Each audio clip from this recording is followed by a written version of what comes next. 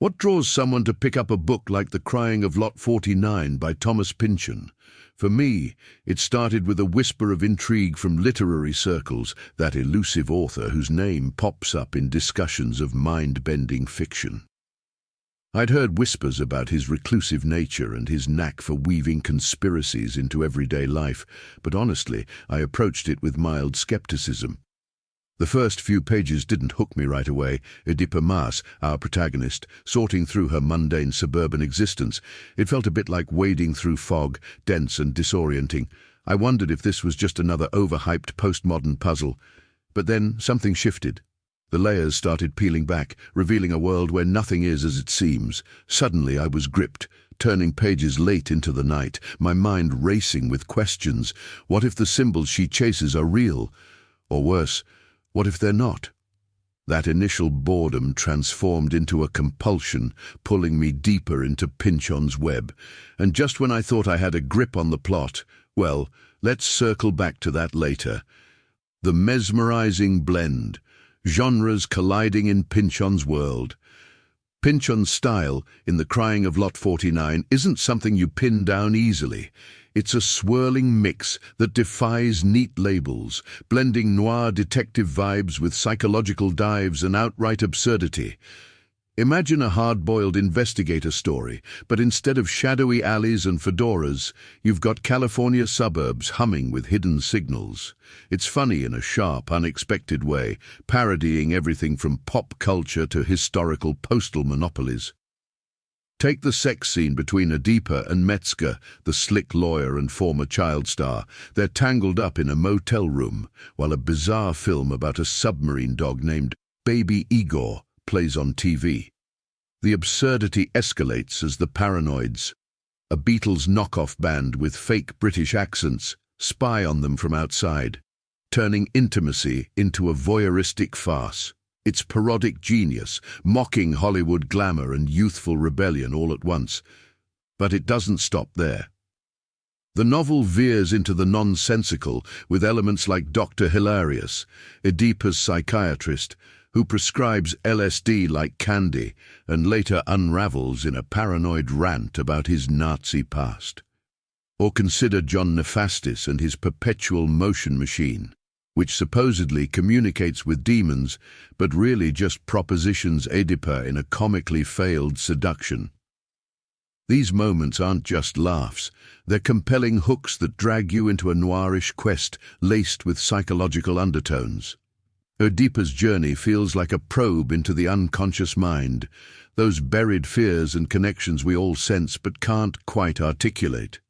The style keeps you off balance, blending the absurd with the profound, making you question reality itself. And speaking of questions, those peculiar character names, they hint at deeper games Pynchon is playing. A short summary. Paranoia's slow inception, at its heart, The Crying of Lot 49 is a novel steeped in paranoia, not the explosive kind, but a creeping inception that starts small and consumes everything. Oedipa Maas, thrust into the role of executrix for her late ex-lover Pierce Inverarity's vast estate, stumbles upon a muted post-horn symbol. What begins as a quirky detail spirals into a potential underground postal conspiracy called Tristero, rivaling the official systems since centuries ago.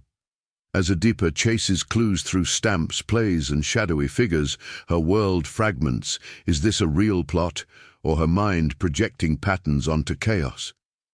It's paranoia as initiation. Oedipa starts grounded in her kinneret among the pines life, but each discovery erodes her certainty. By the end, she's isolated, her husband lost to LSD highs, her doctor mad, and her leads looping back to Inverarity. The novel doesn't resolve. I was expecting that as I was approaching the end of the book. It leaves you in that liminal space, wondering if meaning exists or if it's all projection. But those names, Oedipa, Mucho, Hilarious, they add another layer of intrigue, don't they? Peculiar names, Pynchon's linguistic labyrinth. Names in literature often carry weight, but in The Crying of Lot 49, they're outright peculiar, almost like coded messages themselves. Oedipa Maas evokes Oedipus, the tragic figure unraveling his own doom through forbidden knowledge, fitting for a woman decoding a conspiracy that might destroy her sanity. Her husband, the radio DJ, Wendell Mucho Mas, suggests excess or much in Spanish, mirroring his descent into sensory overload via drugs. Pierce inverarity.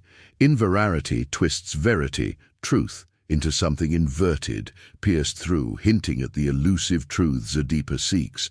Then there's Dr. Hilarious, whose name screams irony hilarious in his unhinged breakdown, prescribing hallucinogens while hiding a dark past. Genghis Cohen, I particularly like this one, the stamp expert, mashes the Mongol conqueror with a Jewish surname, parodying cultural clashes. Mike Fallopian, with his right-wing rants on postal history, nods to anatomy in an absurd twist.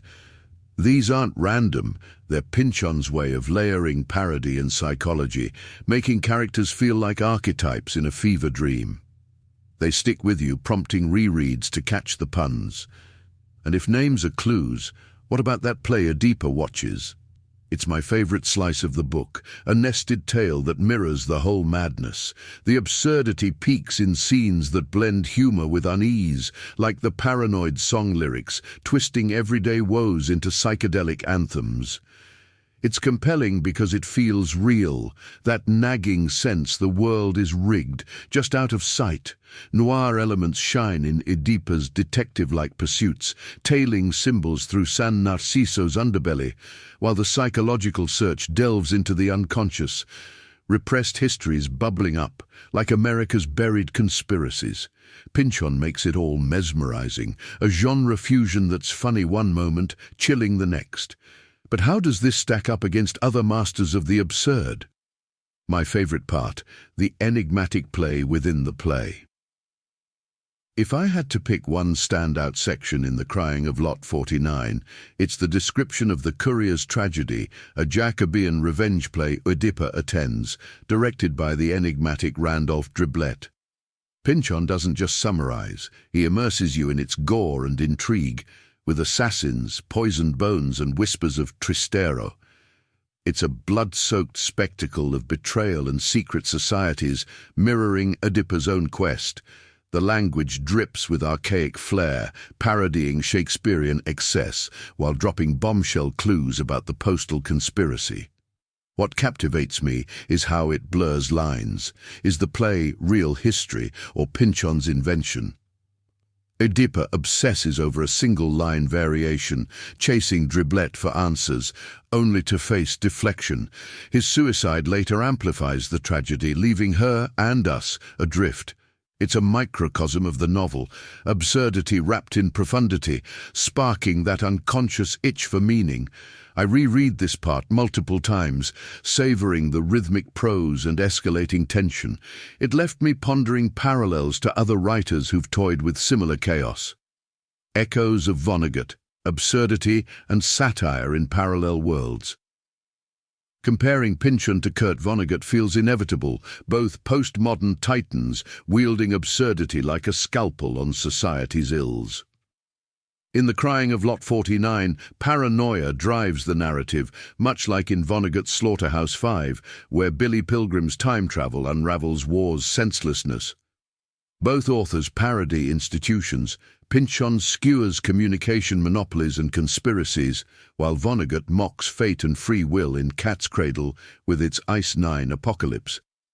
Yet Pynchon's denser, more labyrinthine, his prose layers allusions, demanding active decoding, whereas Vonnegut's straightforward style hits with blunt humor.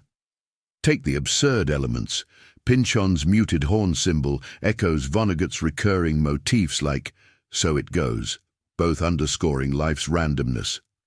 But where Vonnegut offers resigned humanism, Pynchon leaves you in unresolved tension, paranoia as an open wound. Reading them back to back, I felt the shared DNA satirical bites at American excess, psychological probes into trauma. Vonnegut might resolve with wry acceptance. Pynchon dangles the cliffhanger. It's that dangling that brings me back to my initial boredom. Remember how it flipped? Now wrapping up, let's rate this enigma.